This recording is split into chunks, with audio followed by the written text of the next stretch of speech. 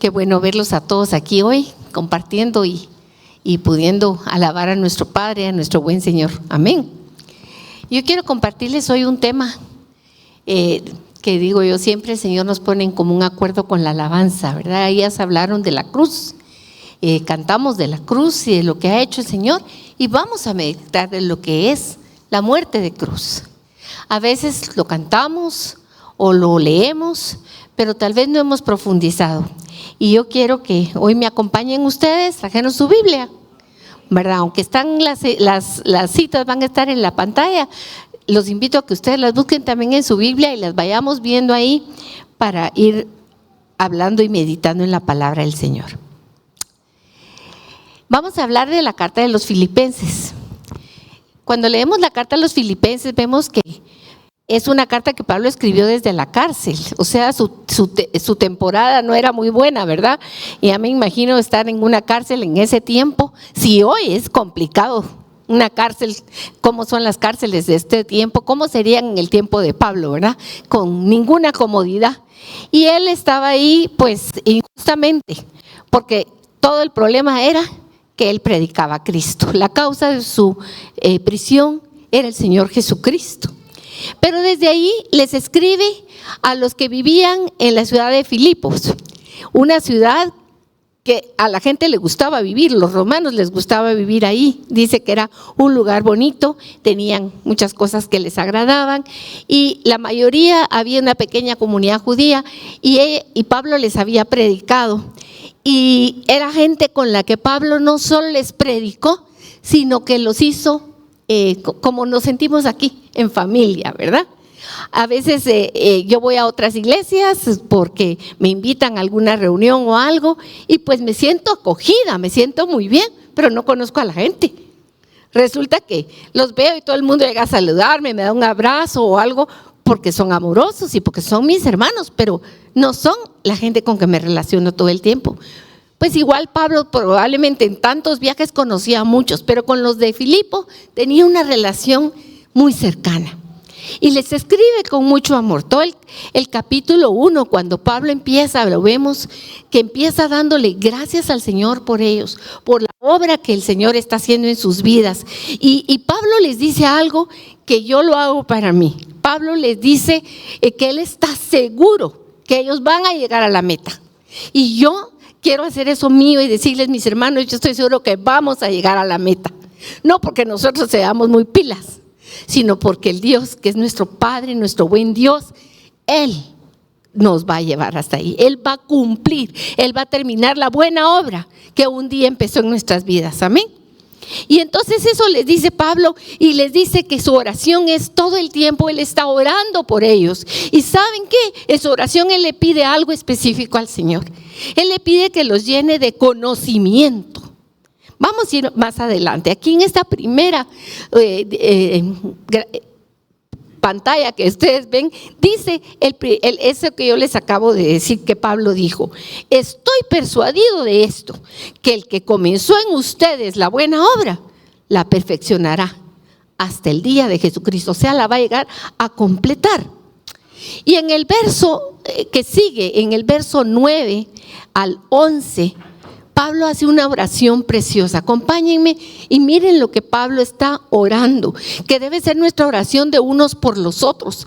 Pido en oración por ustedes, mis hermanos, que vuestro amor, su amor, el amor que ya tienen, que Cristo ha sembrado en sus corazones, sea cada vez más y más. Pero no solo ese amor, sino que crezca en conocimiento verdadero. No en fábulas, no en cuentos, no en emociones baratas, no. El Señor, Él está orando porque aquellos filipenses tengan una verdadera profundidad en Cristo y que aprendan a discernir, a escoger. Esa palabra discernimiento quiere decir hacer diferencia entre una cosa y la otra. Miren, yo tengo una característica que el Señor me ha dado, que para mí es una bendición, pero a veces se vuelve un problema. Porque yo tengo re buen gusto. Desde chiquita me acostumbraron a comer sabroso. Entonces para mí es un problema porque le entro a todo, me gusta todo. Y me como muy bien. Pero ¿saben qué pasa?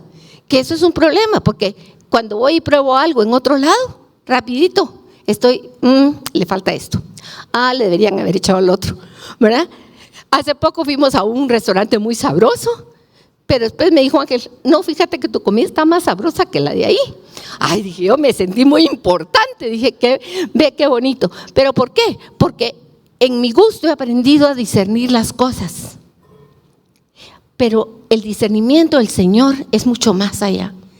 Esa oración de que ora Pablo es para que en nosotros haya la capacidad de entender qué es la verdad, qué es lo de Él y qué no es lo de Él. Para escoger. Y aquí dice, para que probéis lo mejor, para que se queden ustedes con lo que verdaderamente les va a servir, para que seáis sinceros e irreprensibles. Todas las elecciones que hacemos en la vida, día a día, van a dejar una huella en nosotros. Cuando hacemos una elección correcta, en el Señor nos afianza. Cuando hacemos una elección a la ligera, tontamente, nos lastima. A veces esas lastimaduras se puede poner ungüento y es como cuando uno se hace un raspón, son superficiales y se curan. Pero hay otras decisiones que son profundas y nos dejan huellas profundas para toda la vida.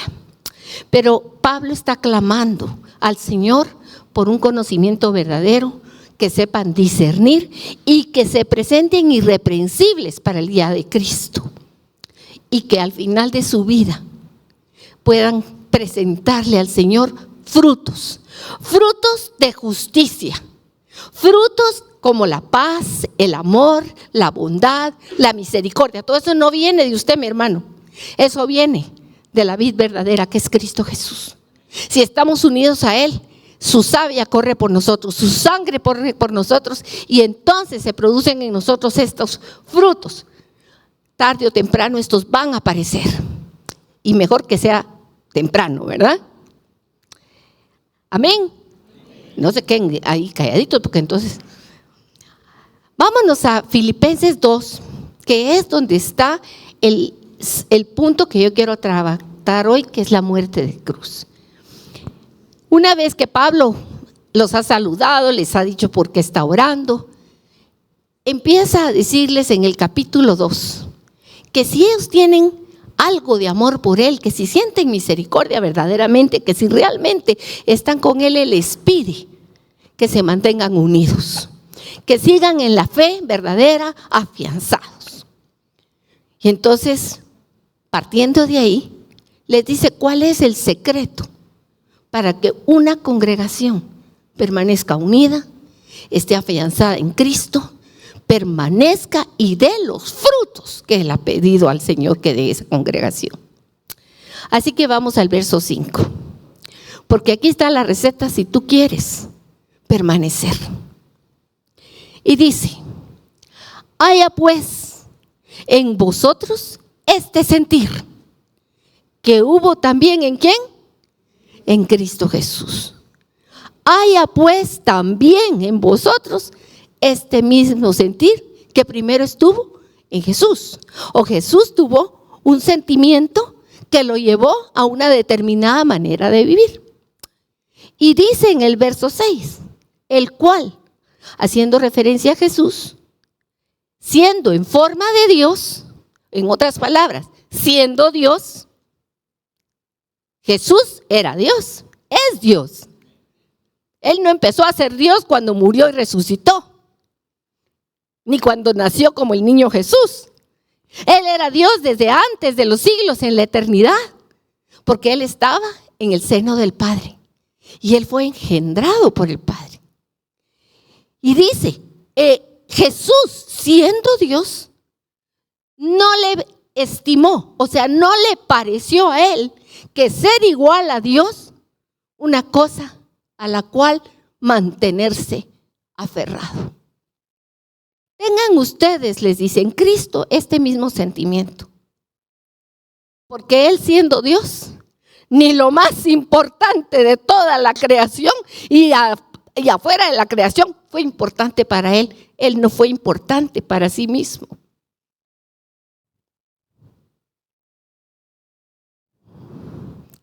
¡Qué tremendo! Él no estimó Eso como primero. Y por eso se despojó a sí mismo, tomando forma de siervo, hecho semejante a los hombres, y estando en la condición de hombre, se humilló a sí mismo, haciéndose obediente hasta la muerte y muerte de cruz.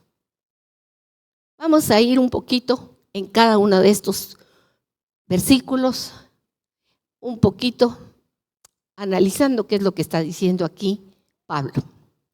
Lo primero, como ya les decía hace unos momentos, Jesús es Dios, Él es el eterno presente, no fue y va a ser, aunque Hebreos así lo dice. Él es, Él era, Él es y Él será, porque para nosotros el tiempo tiene como etapas, pero Dios vive en el es, en el presente, y Él es desde siempre y para siempre, antes de la creación, y cuando ya nada esté, Él seguirá siendo Dios. Él es Dios, es parte de Él mismo, es su esencia.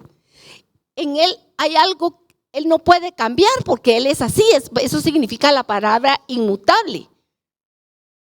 Su pensamiento es el mismo siempre, sus emociones están perfectamente en control, su manera de decisión y todo tiene una misma línea y Él no va a cambiar de ahí. Él no va a ser como nosotros, que un día pensamos que esto sí, al día siguiente pensamos que esto no, y cambiamos según nos van en las circunstancias de la vida.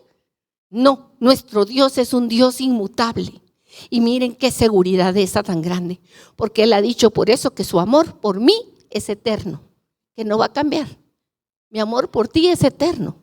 Con amor eterno te he amado, dice Jeremías 31:3. Por eso te sigo tratando con bondad. Por eso no ha cambiado, porque tú sí que has cambiado. Unos días me dices que me amas, otros días ya no. Un día pecas, el otro día te arrepientes. Es una cosa en nosotros como un sub y baja. Pero nuestro Dios es inmutable. Cuando Él ha dicho que nos ama, nos ama. Y nos amó aún antes de decírnoslo. ¿Y por qué nos amó? Nos trajo a la existencia. Y cuando pensamos en Jesús, muchas veces nos quedamos solo con la imagen de Jesús de los evangelios, viéndolo caminar por las calles de Jerusalén, o en los campos, o cuando se encontró con la samaritana, o lo pensamos cuando hizo la multiplicación de los panes, y lo hacemos como muy real y muy tangible para nosotros, ¿verdad? Como ese ser humano, que Él era totalmente ser humano. Pero ¿dónde quedó toda su soberanía si Él es Dios? ¿Dónde estaba toda su omnipotencia para hacer caer rayos, truenos y centellas sobre aquellos que lo iban a crucificar? O con aquellos que no querían oír el evangelio, que Juan le dice y Santiago le dicen: mira, Señor, esos no nos quieren oír, les avanzamos rayos y centellas. Y Jesús le dice: no, Él podía hacerlo. ¿Dónde está su omnipresencia? Porque Él podía estar en Jerusalén y podía haber estado en Egipto y podía haber estado en Guatemala al mismo tiempo, porque es Dios. Pero Él se circunscribió solo a Jerusalén. Todo su ministerio fue ahí, en las regiones de esa área. Y cuando yo veo eso que dice el versículo, que dice: Él, siendo Dios o en forma de Dios, no consideró como la cosa más grande y gloriosa a aferrarse a su omnipotencia, a aferrarse a su omnipresencia, a aferrarse a su soberanía, sino que se despojó de esas ¿cómo se dice? Esas inherencias o esas propias características de Él. Su grandeza. Se despojó. ¿Y cómo se despojó? No fue que alguien llegara y se lo quitó y lo puso en otro lado. Él se despojó a sí mismo. Y ese se humilló, que sigue esa palabra humillarse, quiere decir que se bajó. Cuando a alguien lo humillan, uno usa esa palabra: y es que me humillaron. ¿Qué es que me humillaron? ¿Lo ha humillado a usted alguien? ¿Cómo se siente? Apachado, despreciado, A ver, más palabras. Rebajado, le quitaron su propia estima, lo trataron de menos, fueron injustos con usted. O sea, vemos la humillación como algo que alguien me hace y me baja al suelo. Pero aquí la palabra humillación está usada describiendo que Jesús mismo se apachó a sí mismo. Se quitó su grandeza. Se puso en una condición de abajo, él siendo el todopoderoso. Se bajó a ser el que todo lo necesitaba. Lo vamos a ver en un momento. Y él eligió eso. No fue una imposición. Fue una elección, una decisión en la libertad gloriosa que él tenía como Dios de decir: dejo mi grandeza porque voy a hacer algo que necesito hacerlo como siervo. Él no se aferró a sus prerrogativas o privilegios como Dios.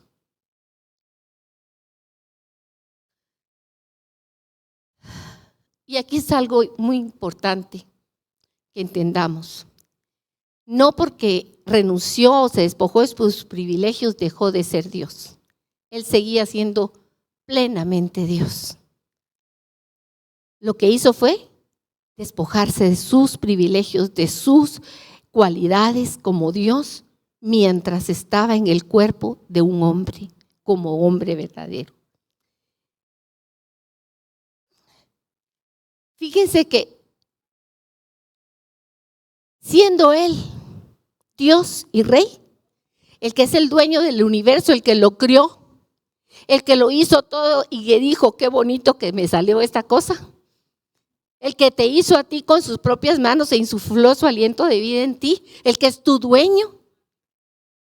Él decidió y dijo: no, yo voy a escoger vivir como un hombre. Un hombre. Piensen en las diferencias entre un hombre y Dios. Usted no puede hacer todo lo que quiera, aunque a veces usted cree que sí. Usted, en lugar de considerar que no es cosa que aferrarse el ser como Dios, uno sí que quiere ser como Dios, ¿verdad? Quisiera mandar sobre todo el mundo, pero no se puede. Usted está limitado en todas sus capacidades, en todas sus posibilidades. Y Dios eligió ponerse a su nivel. Se limitó en las circunstancias, en el tiempo que los hombres experimentaban.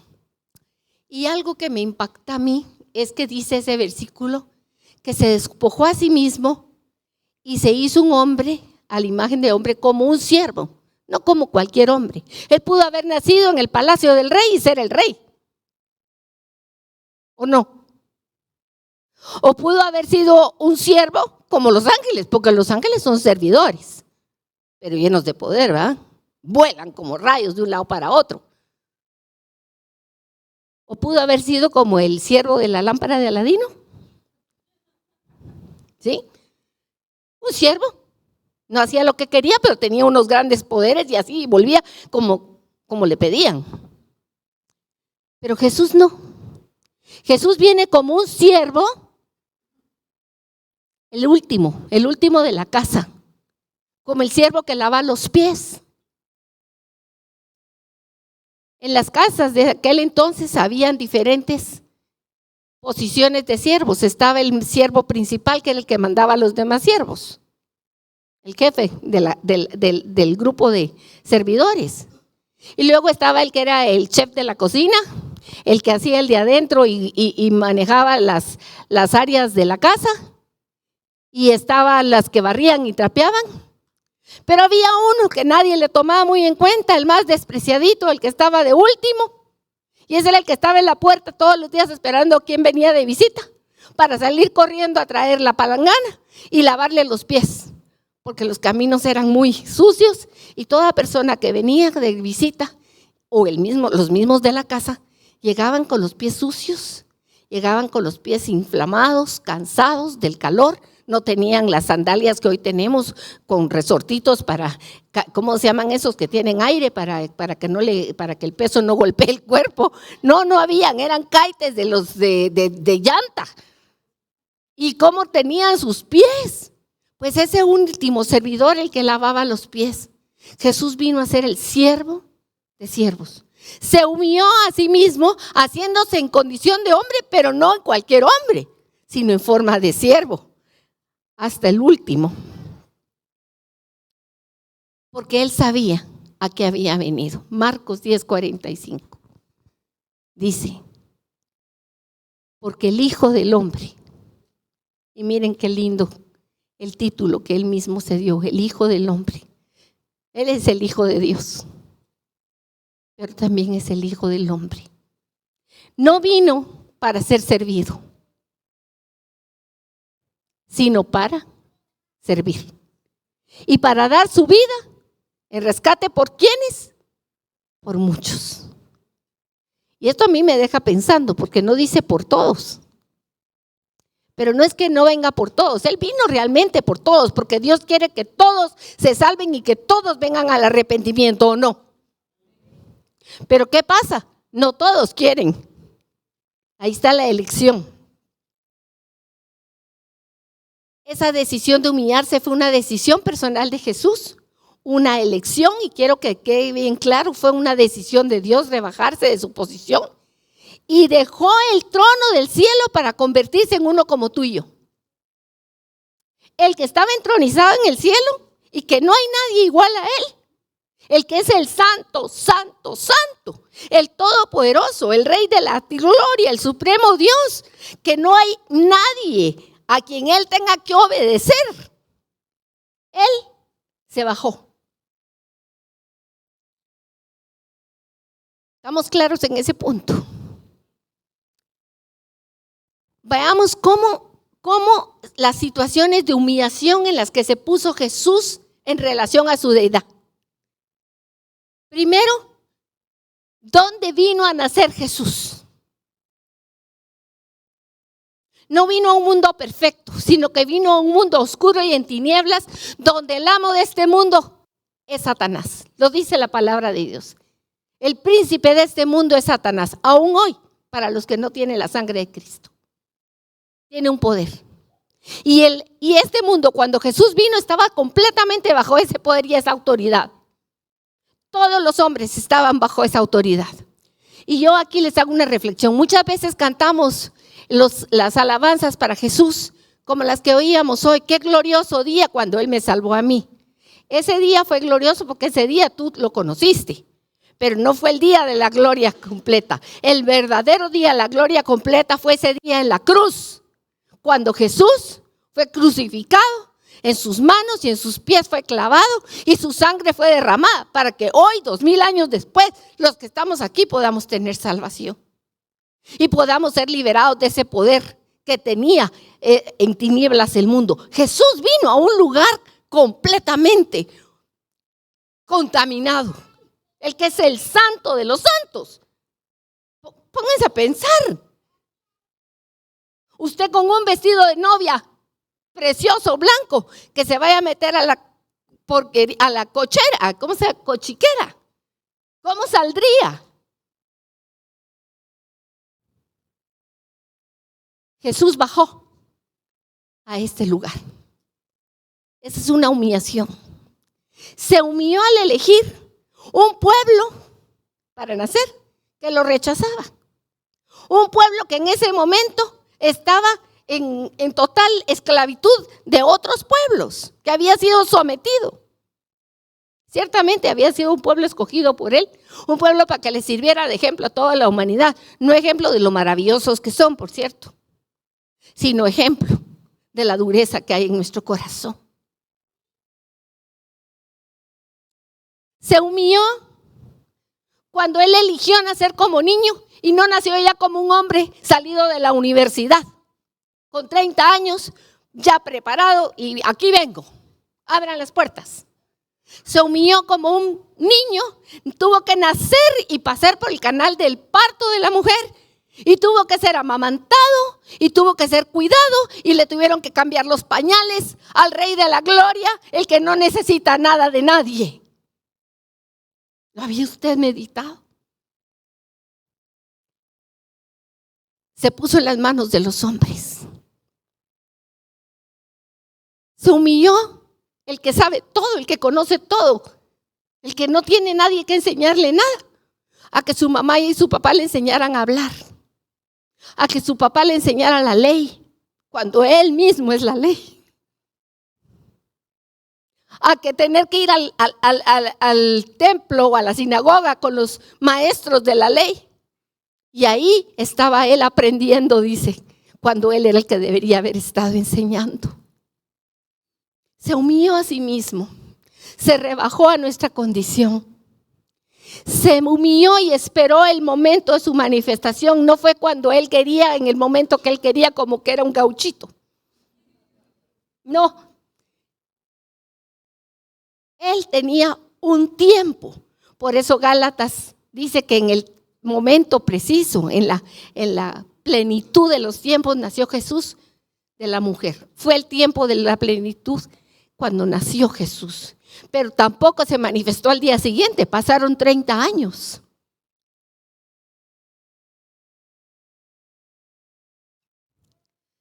Miren esta, se humilló en las tentaciones. ¿Quién llegó a tentarlo? Un ángel caído, uno que había perdido su posición completamente, a quien él le dijo y lo sacó del cielo, lo echó fuera, que no tenía nada con él. Más adelante hay un momento donde Jesús dice, fuera de aquí, Satanás, porque nada tienes en mí. ¿Recuerdan? En mí no tiene nada. Pero aquí se dejó, lo llevó el mismo espíritu al desierto. Y en el desierto, en la soledad, pasando hambre, estando en un momento de debilidad, se presenta Satanás en una batalla. Y Jesús usa la palabra. En lugar de haberle dicho, fuera, ya, no molestes. Se humilló, porque tenía que resistir como hombre las tentaciones, porque estaba conquistando una victoria para nosotros. Se humilló cuando tuvo hambre, sed y cansancio. Se humilló cuando dejó que lo juzgaran los maestros de la ley, cuando dejó que lo juzgara el mismo Pilato. Cada momento de su vida, si ustedes van a ver, el Todopoderoso que dejó su gloria, se humilló. Y Pablo nos está diciendo, los vuelvo a la carta de Filipenses, tengan el mismo sentir que tuvo Jesús, el cual siendo en forma de Dios, no se aferró a eso, sino que dejó todo eso, tomó todas estas lugares bajos que tiene el hombre. Todos tenemos hambre, tenemos sed, nos cansamos, somos juzgados por otros hombres. El diablo nos acecha constantemente. Vivimos en un mundo oscuro y de tinieblas, ¿sí o no? Él se bajó a nuestra condición.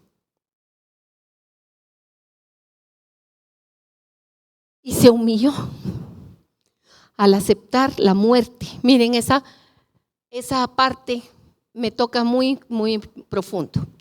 La muerte no fue creada por Dios. Dios no hizo la muerte. La muerte es la consecuencia de una decisión del ser humano. El hombre no fue hecho para morir. Dios nos hizo para ser inmortales. Pero el hombre, al comer del árbol del conocimiento del bien y del mal, pecó. Y la condena del pecado es la muerte. El resultado del pecado es morir. Pero Dios no nos hizo para la muerte. Y el que es el eterno, el Dios que da la vida, se sometió a la muerte. Miren, qué humillación. Bajarse a ese nivel. Pero no solo eso. Aceptó morir como mueren todas las gentes. Aceptó la muerte que recibían los malditos. Miren, suena espantoso. Pero eso es lo que dice la palabra de Dios. Porque la muerte en la cruz, a Jesús y a los ladrones no eran los primeros crucificados. Los persas cree que ellos fueron los que dispusieron esta manera de castigo. La utilizaron los griegos, la utilizaron en Babilonia, la utilizaron los romanos. Incluso yo no sabía, en el año 2020 en un lugar en África todavía crucifican, en Arabia crucifican, pero decapitan primero. Y el sentido de esto era terrible porque el colgar al hombre del madero, algunas veces los clavaban, otras veces no. Pero al estar colgados en una cruz, el aparato respiratorio no soporta. Entonces, dependiendo del estado de salud de la persona, de la edad que tenga y todo, la muerte de la agonía va a ser más larga o será más corta. Y si los clavaban, pues la pérdida de sangre traía no solo que se desangraran, porque si tardaba unos días, ¿cuánto tarda una herida en contaminarse si usted no se lava la herida prontamente? Y si tiene un clavo oxidado metido dentro de la herida y lleno de bacterias, no solo es que se murió del dolor del clavo, las contaminaciones que podían haber tenido, las fiebres que padecían en la cruz. La muerte de cruz era una muerte verdaderamente horrenda, horrenda. Y Jesús se humilló a sí mismo, aceptando la muerte. Primero, dice Pablo, aceptó la muerte, pero no solo cualquier muerte. Aceptó la muerte de cruz. Dolorosa, infame, que deshonraba a quien la padecía, porque desnudo estaba en la cruz. Públicamente. Todos los que pasaban lo veían, se burlaban. Y Gálatas 3, refiriéndose a Deuteronomio 21-23, en el verso 13 dice, Jesús el Cristo, Cristo Jesús, nos redimió de la maldición de la ley. ¿Cuál era la maldición de la ley? ¿Qué era lo que hablaba la ley mal de mí? La ley decía, por ser pecador tú te mereces la muerte. Por ser pecadora tú te mereces la muerte. El pago del pecado para ti es la muerte. Esa es la maldición de la ley. Si tú no cumples hasta la última coma y punto de la ley, tú estás condenado a muerte con solo que faltes a uno solo de los mandatos. Pero ¿saben qué? Nosotros ya veníamos muertos antes de nacer en este mundo. Porque el hombre, el primero Adán, él decidió por toda la humanidad morir. Tomó del árbol del conocimiento del bien y del mal, no del bien y del mal, del conocer el bien y el mal por sí mismo. Y eso, la maldición para eso era, si comes, morirás. Ya era una sentencia. Esa es la maldición de la ley. Y Jesucristo vino y se hizo maldición por nosotros. Porque colgado en el madero, maldito el que muera en un madero. Gracias, Señor Jesús. Muerte y muerte de cruz.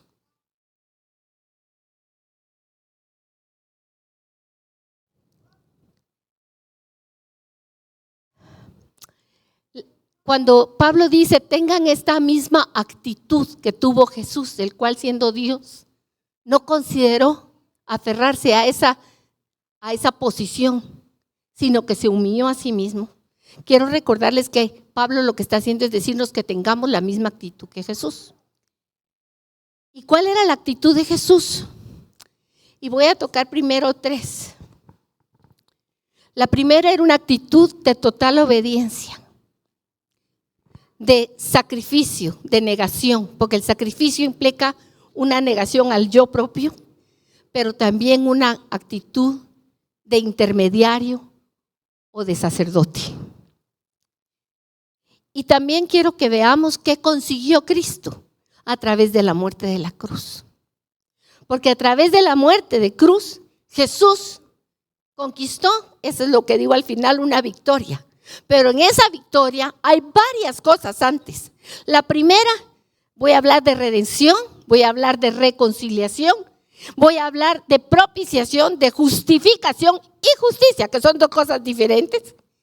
Y la victoria y conquista que Cristo obtuvo para nosotros por esa bendita muerte en la cruz, que lo hizo a Él maldito por todos, porque Él cargó todas nuestras culpas. Amén. Obediencia. Acompáñenme en la palabra porque estas citas nos van a hablar. Jesús no tenía que, ¿cómo pudiera transmitir esta idea? Dios no le hace caso a nadie. ¿Se recuerdan cuando un día, bueno, se recuerdan porque lo leyeron, no porque estuvieron ahí, ¿verdad? Pero me recuerdo de Job teniendo una discusión con Dios y que a cada rato se estaba quejando de todo el mal que le pasaba. Y encima los amigos entre comillas, llegaban a decirle que tenía razón de lo que le estaba pasando por esto, por lo otro. Yo digo que Job estaba algo enojadito, desesperadito, no sé cómo estaría el pobre de tanta pena que estaba pasando. Y entonces un día se le ocurre levantar los ojos al cielo y decirle, ay, si Dios estuviera aquí, podría yo poner delante de él mi caso y ponerle mis argumentos, y entonces habría una decisión que tomar delante de Dios. Y un día Dios le concedió su oración, ¿verdad? Y entonces le dice, ¿dónde estabas tú cuando yo hice allá el firmamento? ¿Y dónde estabas tú cuando yo hice todos los ríos y todos los mares y todas las montañas? A ver, cuéntame, ¿dónde estabas tú? Y el otro se quedó, dice, ay, perdón, Señor, abrí sin pensar, abrí la boca sin pensar, como nos pasa tantas veces que hablamos y no pasa la palabra por el pensamiento, sino que solo sale como que es bala perdida. Y entonces, ese Dios todopoderoso que nadie le dice ni cómo se hacen las cosas, ni qué hay que hacer, se ha humillado, se ha hecho hombre. Y Él viene a obedecer, porque Él no ha venido a hacer su voluntad, sino la voluntad del que lo envió, la voluntad del Padre. Tengamos este mismo sentimiento de Jesús en nosotros. Esa es la exhortación de Pablo. Ten en ti el mismo sentimiento que tuvo Cristo, de obedecer, de ponerse a la disposición del Padre. Porque aunque era hijo, por lo que padeció, aprendió la obediencia. Dios no sabía lo que era obedecer. Bueno, sí lo sabía en su omnisciencia, ¿verdad? Pero no porque Él obedeciera a alguien jamás. Pero como hijo en Cristo, Jesús sometió plenamente su voluntad y sus decisiones a la voluntad del Padre. Y esta es la exhortación que Pablo nos hace. Somete todo tu corazón, todos tus pensamientos, toda tu manera de vivir al Padre, a Cristo Jesús. Que sea Él quien dirija tu vida. Ten esta misma actitud que tuvo Jesús. Deja de pensar que tú tienes la razón en todo. Hoy me mandaron un chiste. Dice que un viejito está con su esposa y tienen 30 años de casados. Y entonces le dice el esposo a la esposa, le dice, fíjate mi amor que hoy estamos cumpliendo 30 años de casados y lo que más recuerdo de ti es que tú siempre me has contradicho. 31, mi amor.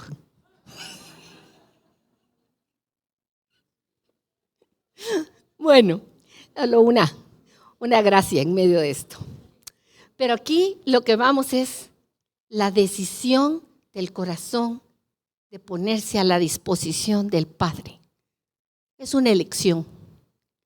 Seguir viviendo como tú piensas que debes vivir o de tener la misma actitud de Cristo, de someter tu voluntad a Él. Someter tu voluntad en cómo debe ser tu matrimonio. Vivir como nosotros queremos pareciera más fácil, pero a veces se vuelve muy complicado.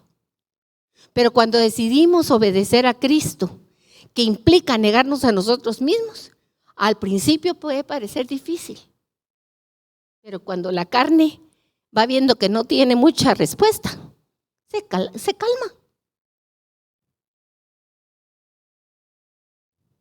Y Romanos 5:19 nos da una explicación de lo que pasó con la obediencia de Jesús. Como por la desobediencia de un solo hombre, que fue Adán, todos los demás fueron constituidos, ¿qué? Pecadores.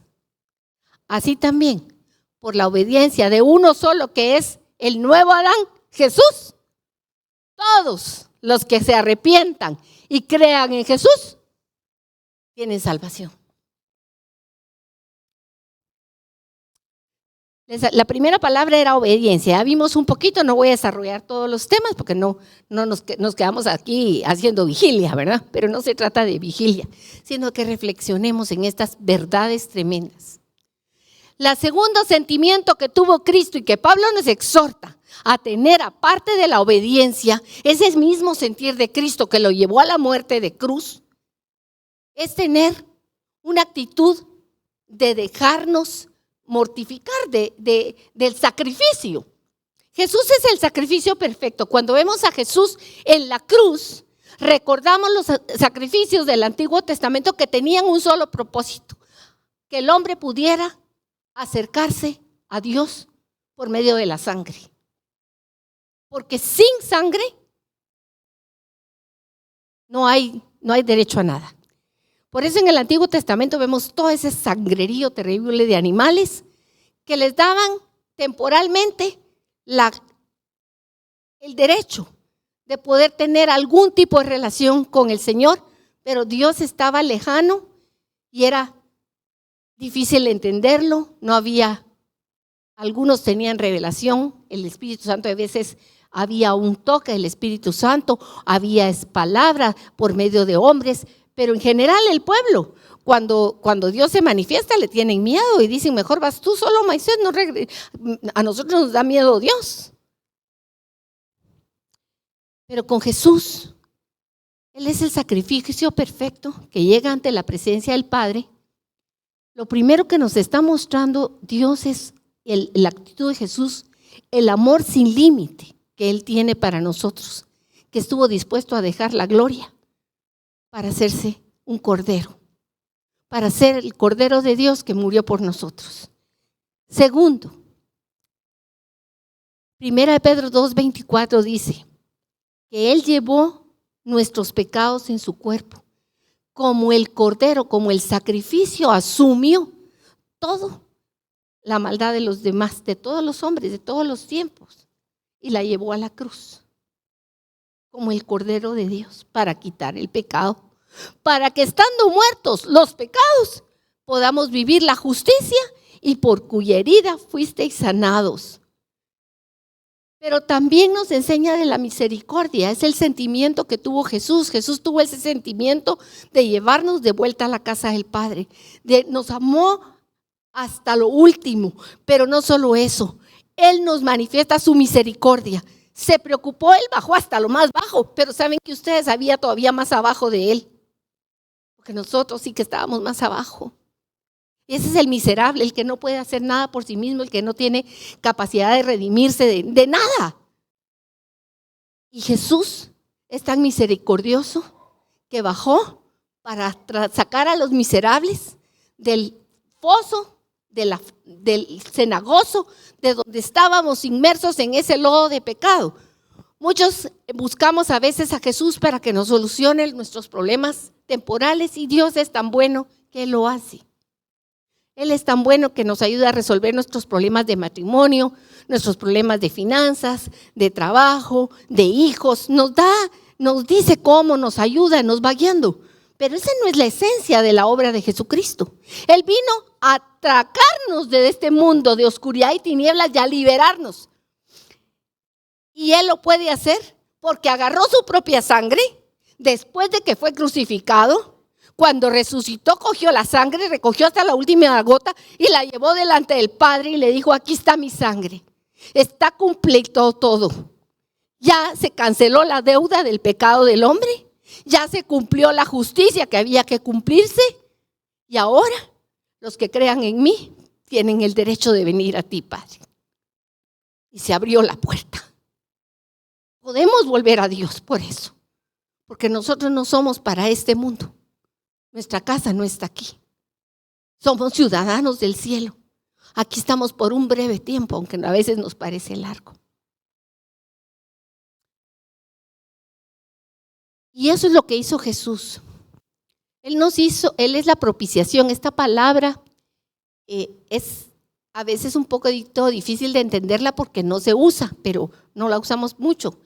Pero, por ejemplo, propiciación es cuando alguien está muy disgustado con alguien y está ya decidido el fin de la muerte de aquella persona, ya lo condenaron a muerte, ya solo está esperando que llegue, pero alguien viene y calma la justicia, si se pudiera decir de esa manera, dando él el pago por el otro, alguien que cambia su lugar y cumple la condena del otro. Dice, en algún lugar dice que tal vez alguno diera su vida por algún bueno. Yo creo que lo pensaríamos muy bien. ¿Quién va a cambiar su vida por la de otro? Tal vez por uno que usted ame mucho, por un hijo. Uno daría un riñón y quizás hasta los dos. Pero dar la vida es el bien preciado que tenemos. Pues Jesús la dio. Y aquella condena que el Padre había dicho y que su mano estaba alzada, como dice en Isaías, dice, Jehová, tu mano está alzada. Esa mano alzada, no crean ustedes que es para hacerles cariño. La mano alzada de Dios quiere decir juicio y quiere decir ira de Dios. Y la mano de Dios estaba alzada contra toda la humanidad. Pero la sangre de Jesucristo calmó la ira de Dios y la mano de Dios se bajó para todos aquellos que crean en Él. Eso es la propiciación. Y eso hizo Jesús en la cruz por nosotros. Nos hizo propicios. Nos redimió. Con su sangre pagó la deuda que yo tenía con Dios. No era con el diablo, era con Dios. Mi pecado tenía un precio, el precio era la muerte. Y Jesús pagó con su propia sangre y está cancelada la deuda para el que quiera creer en Él y se arrepiente de sus pecados. No solo es creer, mis hermanos, porque hay que arrepentirse, porque si usted cree, usted ve la santidad de Dios y tiene que haber un arrepentimiento. Y entonces el Señor nos compra. Y aquí quiero contarles una historia. Un día iba el que fue presidente de los Estados Unidos, Abraham Lincoln, al mercado de esclavos. Ustedes saben que en los Estados Unidos hubo una época en que en el sur habían esclavos que tenían precio, la mayoría de ellos africanos que habían traído del África o de otros lugares, y todos estaban ahí a la venta. Y llegó Abraham Lincoln y compró a una esclava. Y bueno, pagó el precio por ella que le pidieron. No sé cuántos dólares habrá pagado, pero pagó y le dijeron, aquí está su paquete, lléveselo. Y se fue. Y se la llevó para su casa. Cuando iba en el camino a su casa, se volteó a Abraham Lincoln y le dijo, eres libre. Y la mujer se quedó. ¿Qué quiere decir eso? Eres libre. Le volvió él a repetir. Quiere decir que puedo ir donde quiera. Eres libre. Quiere decir que puedo comer lo que yo quiera. Eres libre. Me puedo poner lo que a mí me guste. Eres libre.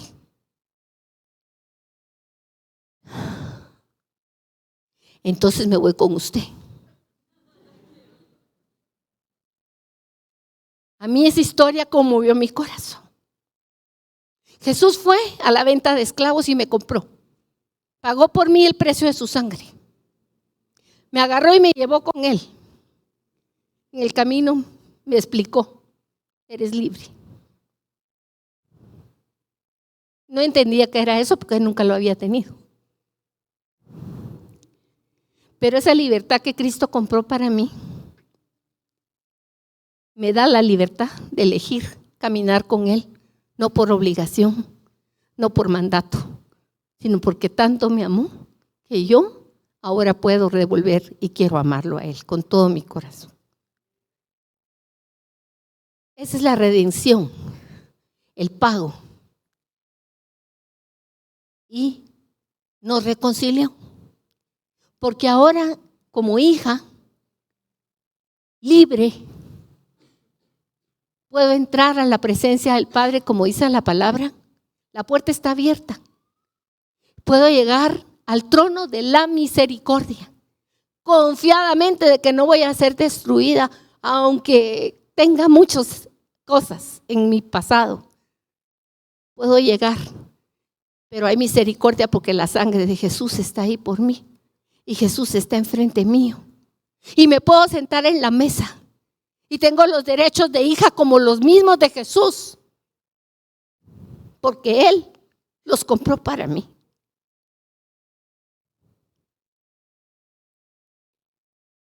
El pecado está pagado. Y no solo está pagado, y no solo estoy reconciliada, puedo comunicarme con Dios. El Señor conquistó para mí una victoria. Pero antes de eso quiero leerles Hebreos 10, del 19, que dice: hermanos, tenemos libertad para entrar al lugar santísimo. Ahí solo entraba en el tabernáculo de la tierra una vez al año el sumo sacerdote. Pero nosotros podemos entrar con solo cerrar los ojos, con solo decirle: Padre, aquí estoy. Es un privilegio por la sangre de Jesucristo, porque Él abrió un camino nuevo y vivo a través del velo que era su carne. Y ahora que tenemos un gran sacerdote, un gran mediador, que es el mismo Jesucristo, delante de Dios Padre, acerquémonos, es el llamado. Acércate, no desperdicies las oportunidades de orar, de alabarlo, de bendecirlo, de leer su palabra, porque está abierta la puerta para entrar delante de Él. Con la certeza de la fe, sabiendo que tu corazón ha sido purificado y que puedes entrar a su presencia. Estas dos palabras, les dije, son diferentes. La justicia que consiguió Jesucristo. La justicia fue para Dios, no para ti. Porque la justicia que te tocaba a ti era que te mataran a ti, no a Jesús. Que tú estuvieras en la cruz. Eso hubiera sido justicia para ti. Pero la justicia fue para Dios. Porque al morir Jesucristo, el Padre recuperó lo que le pertenecía. Era justo que el Señor pudiera deleitarse con sus hijos, tenerlos de vuelta en su casa. Era justo para Él. Y Jesús lo consiguió para su Padre. Pero a nosotros nos declaró inocentes. Cuando se da un veredicto en el juzgado, el juez dice o culpable o inocente después de que pasaron todos los argumentos. Me recuerdo que hay un video que pasan un montón que van al cielo. Y entonces están en la puerta unos ángeles y cada quien va con su bata blanca, como cuando usted está en el hospital, y van pasando y llevan un fajo de su currículum vitae. Entonces llegan y hay una pesa. Entonces ponen en la pesa el currículum vitae. Y entonces el currículum vitae, ¡bum!, se va para abajo la pesa. Y le dicen: ¿para qué lado? Y llega otro y va poquito.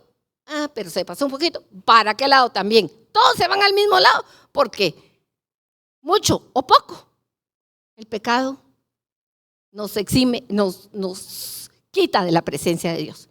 Y de repente viene uno con un fajo de este tamaño que ni lo podía cargar y lo pone, pues ni modo, prungón, hasta el rojo, hasta allá.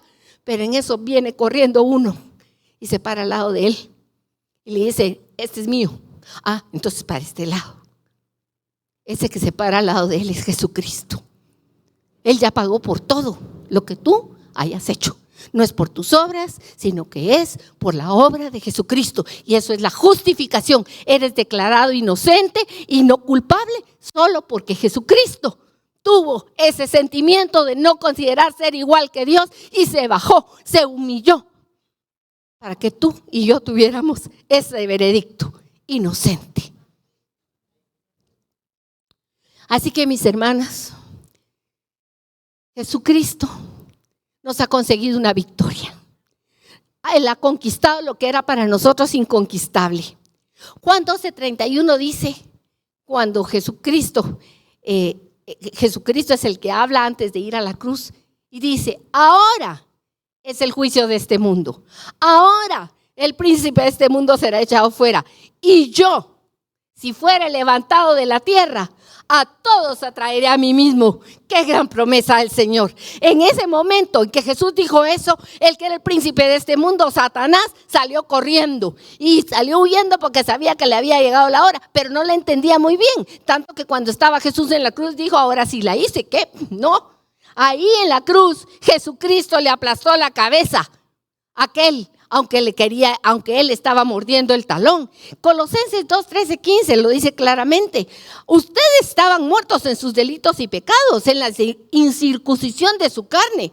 A ustedes les dio vida juntamente con él, perdonándole los pecados, anulando el acta de los decretos que había contra ustedes, que les era contraria. La quitó de en medio y la clavó en la cruz, muerte de cruz. Y así despojó, le quitó. Despojar quiere decir, le quitó a Satanás lo que tenía. Le quitó el poder que tenía sobre aquellos que creen en Jesucristo. Recuperó lo que el hombre había perdido para Dios. Las llaves de las puertas que se las quitó a la muerte. Le quitó el poder a la muerte. Con su muerte, Cristo mató la muerte. Y los despojó a los que eran príncipes, a los que tenían poderes. Eso quiere decir principados y poderes. Príncipes, a los que eran los principales de este mundo. Todos esos demonios que tenían el poder del odio, de la guerra, de todo. Se los quitó para los que son hijos de Dios por la fe. Y los exhibió públicamente, triunfando sobre ellos en la cruz. Satanás no tiene poder sobre los hijos de Dios a menos que ustedes le abran la puerta. Satanás ya está vencido. Cristo conquistó en su cruz para nosotros la victoria. Cuando estamos llenos de problemas, de circunstancias, revisemos nuestras vidas.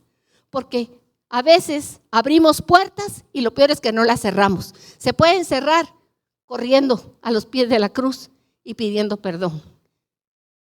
Se pueden cerrar cuando hay arrepentimiento.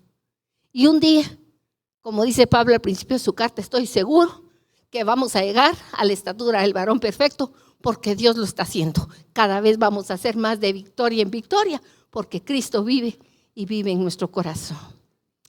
Gracias, Padre. Bendito sea tu santo nombre. Vamos a orar. Cerremos nuestros ojos. Creo que hay mucho de que darle gracias hoy al Señor Jesús. Gracias, Jesús.